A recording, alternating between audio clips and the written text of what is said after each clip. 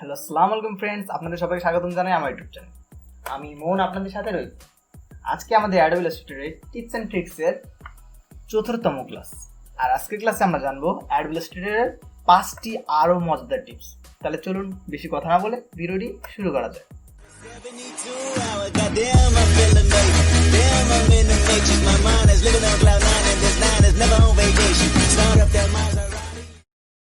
আমি আপনাদের দেখানোর জন্য একটি ইলাস্ট্রেশন নিয়ে রাখছি, অর্থাৎ আজকের টিপসগুলো আমাদের যখনই কোনো প্রকার ইলাস্ট্রেশন করব সেটার গতি বৃদ্ধি করার জন্য।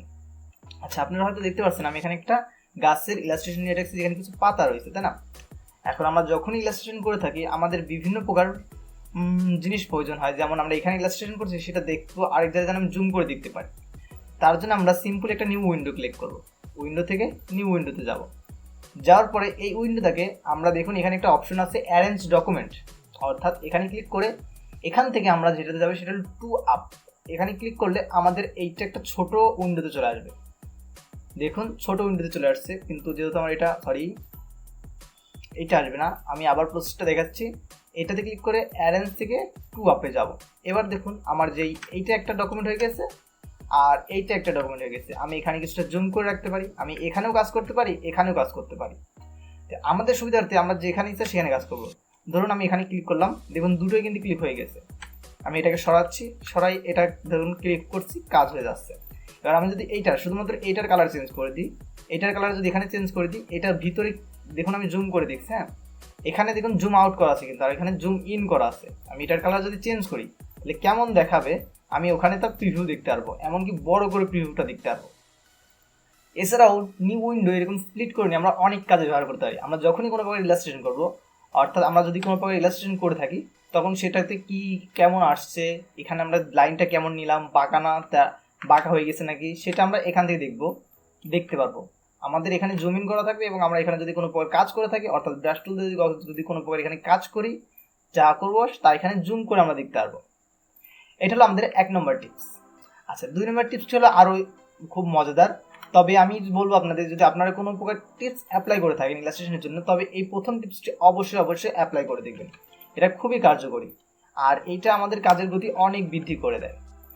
আচ্ছা, 2 নম্বর টিপসটি হলো আমাদের set up the small bits, অর্থাৎ আমরা যখনই কোনো প্রকার কাজ করে দেখুন আমার মাউসের একটা সিলেকশন টুলের একটা অ্যাঙ্কর দেখাচ্ছে বা একটা সাইন দেখাচ্ছে। আমরা এটাকে কি করতে পারি, চেঞ্জ করতে পারি। এর জন্য আমরা কমান্ড কেতে ক্লিক করবো। কমান্ড কেতে ক্লিক করলে দেখুন আমাদের একটা অপশন চলে আসবে। তখন আমরা এখান থেকে যাবো ইউজ, দেখুন এখানে আমাদের একটা অপশন আছে ইউজ পিসেস কার্সার, এটাতে ক্লিক করে ওকেতে দিয়ে দেবো।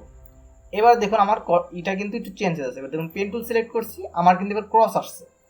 এবার এই ক্রস আসার কারণে আমরা যেটা করতে পারি সেটা হলো আমরা একদম নির্দিষ্ট ইনসারে, এবং ক্রস আসার সাথে সাথে দেখুন আমার কিন্তু স্মার্ট গাইডও কিন্তু অন আছে। দেখুন আমি এখন যেখানে ক্লিক করব, অর্থাৎ যেখানে ক্লিক করবো আমার স্মার্ট গাইড সেখানে বলে দেবে। দেখুন আমার একদম ওই ক্রসের মাঝখানে, অর্থাৎ এই ক্রসের মাঝখানে শুধুমাত্র ক্লিক হবে। তাই আমি যেখানে ক্লিক করবো সেই অনুযায়ী আমার পয়েন্টগুলো অ্যাড হবে এবং আমার এটা খুবই কার্যকরী।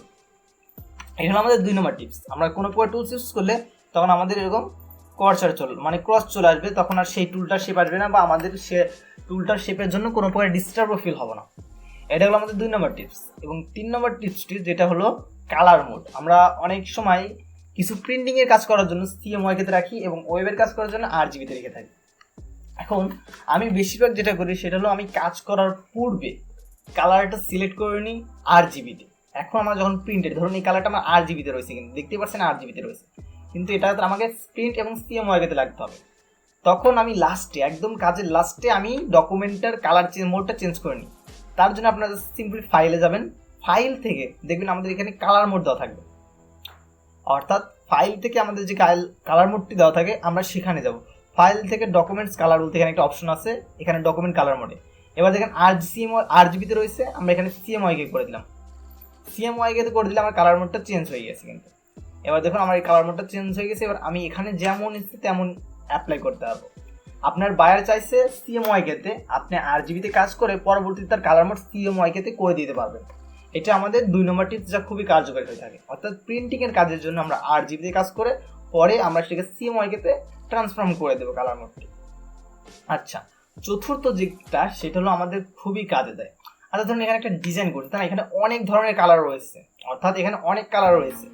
আমি চাচ্ছি এক ক্লিকে প্রতিটা কালার চেঞ্জ হবে, এই এক ক্লিকে প্রতিটা কালার চেঞ্জ হবে, কিন্তু তা হয় না, কারণ আমরা সোয়াচেস থেকে যখন কালার নিই সেই কালারগুলো আমাদের গ্লোবাল কালার থাকে না। আমাদের কালার লাগবে হলো গ্লোবাল কালার, আর গ্লোবাল কালার করার জন্য আমরা জাস্ট একটা কালার তৈরি করব। সেই কালারটা যদি আমি তৈরি করে নিলাম, ধরুন আমি একটা ডার্কের মধ্যে কিছু একটা কালার নিলাম, ডার্ক পিঙ্ক। এবার এই কালারটাকে ধরে নিয়ে এসে আমি এখানে রাখতে পারি। এবার এইটা করার থেকে সবচেয়ে কার্যকরী হবে আমি এখান থেকে নিউ সোয়াচেসে যাব, অর্থাৎ এই কালারটা নিয়ে আমি নিউ সোয়াচেসে অর্থাৎ নিউ কালারে ক্লিক করব। ক্লিক করে এখান থেকে গ্লোবাল ক্লিক করে দেবো। গ্লোবাল ক্লিক করে ওকে দিলে এবার আমি এখানে যত কালারগুলো করব, ধরুন এখানে যত কালার দিচ্ছি, এবার এক ক্লিকে প্রতিটা কালার কীভাবে চেঞ্জ হবে, এই গ্লোবাল যে কালারটা তৈরি করছি এখানে ডাবল ক্লিক করতে পারি। ডাবল ক্লিক করার পরে ধরুন আমি এখানে দুটো ডাবল ক্লিক করবো, এখানে কালার মোড চলে আসবে। এবার আমি যদি এখানে কালার চেঞ্জ করি, কালার ভেরিয়েন্টটা যদি চেঞ্জ করি আর প্রিভিউতে ক্লিক করে রাখলে দেখেন আমার প্রতিটা কালার চেঞ্জ হচ্ছে। অর্থাৎ গ্লোবাল করে রাখলে আমার একটির মাধ্যমে প্রতিটি কালার আমি এভাবে চেঞ্জ করতে পারবো। কিন্তু অন্য উপায়ে আমি ধরুন এখানে একটা সিলেক্ট করে কিন্তু প্রতিটা কালার চেঞ্জ করতে পারছি, কারণ এই কালারটা ক্লিক করে। গ্লোবাল না থাকলে এভাবে কালার চেঞ্জ করা যায়। তাই আমরা যখন ইলাস্ট্রেশন করবো, আমাদের কালার যখন চেঞ্জ করার প্রয়োজন হয়ে থাকে তখন আমরা গ্লোবাল করে রাখি, আর গ্লোবাল করে রাখলে এরকম কালারটা চেঞ্জ করা অনেক সুবিধা হয়ে থাকে। এটা হলো আমাদের 4 নম্বর টিপস। আচ্ছা 5 নম্বর টিপসের জন্য আমাদের রেজিস্ট্রেটার হলো, সেটা হলো মুভিং দ্য পয়েন্ট। আপনাদের একটা জিনিস দেখাচ্ছি, ধরুন আমি এখানে একটা শেপ নিয়েছি, এবার আমার যে আরেকটা শেপ আসবে সেটা এই লাইন থেকে শুরু হবে, কিন্তু যদি আমি এখানে লাইনে ক্লিক করি এখানে একটা প্লাস, অর্থাৎ এখানে একটা অ্যাঙ্গেল পয়েন্ট যোগ হয়ে যাচ্ছে, কিন্তু আমি চাচ্ছি এখানে পয়েন্ট অ্যাড হবে, কিন্তু পয়েন্ট অ্যাড করতে পারছি না। তখন যেটা করতে হবে সেটা হলো আমার যে অ্যাঙ্গেল পয়েন্টটা অন্য জায়গাতে শুরু করে এখানে এসে যেন প্লাসটা অ্যাড না হয়, তার জন্য আমি এটাকে কিছুটা সরে নিলাম। তারপর শিফট ক্লিক করব, শিফট ক্লিক করে স্পেসে ক্লিক করব। শিফট স্পেস ক্লিক করলে দেখুন আমার এটা মুভ মানে নড়ানো যাচ্ছে, আমার অ্যাঙ্গেল পয়েন্টটাকে আমি এবার নড়াতে পারছি। এবার শিফটটা ছেড়ে দিব, ছেড়ে দিয়ে আমার অ্যাঙ্গেল পয়েন্টটা যেখানে প্রয়োজন আমি সেখানে রেখে দেবো। দেখুন আমার অ্যাঙ্গেল পয়েন্টটা কিন্তু এখানে চলে আসছে, কিন্তু আমি যদি এটাকে এখানে অ্যাড করতে যেতাম তখন আমার এখানে প্লাস হয়ে যেত, আর এখন প্লাস হচ্ছে না। আবারও দেখুন এখানে আমি অ্যাঙ্গেল পয়েন্ট দিতে প্লাস চলে আসছে, অর্থাৎ দেখুন আমার পাতের উপরে একটা প্লাস, অর্থাৎ আমার যে আইকনটা রয়েছে তার সাথে একটা প্লাস আইকন যোগ হয়ে যাচ্ছে। কিন্তু আমি এখানে ক্লিক করলাম, শিফট স্পেস দিয়ে ক্লিক করে এটাকে নড়িয়ে আমি একদম পাতের উপর রাখলাম, কোনো সমস্যা হবে না আমার। আবার ওখান থেকে পাত দেখুন যোগ হচ্ছে, কিন্তু সেটা কোনো প্রকার ওই পাতের সাথে লেগে যায় না। এইটা ইউজ করে আমরা অনেক সময় একটা ইলাস্ট্রেশন, অর্থাৎ এই ইলাস্ট্রেশনের উপর যখন আমরা ইলাস্ট্রেশন করবো তখন আমাদের এই প্রবলেমটা বেশি ফেস করতে হয়। গ্যালারি প্লাস আইকন হয়ে যায়, দেখুন গ্যালারি প্লাস আইকন হয়ে যাচ্ছে, তখন আমরা অন্য জায়গায় ক্লিক করে শিফট স্পেস ক্লিক করে আমাদের অ্যাঙ্গেল পয়েন্টটা মুভ করানো যায় সেরকম করবো। তারপরে শিফট ছেড়ে দিব, মনে রাখবেন শিফট ছেড়ে দিব, স্পেস ছাড়বো না। তারপর নিয়ে এসে এখানে রেখে দেবো, আমাদের এখানে অ্যাঙ্গেল পয়েন্টটা অ্যাড হয়ে গেছে।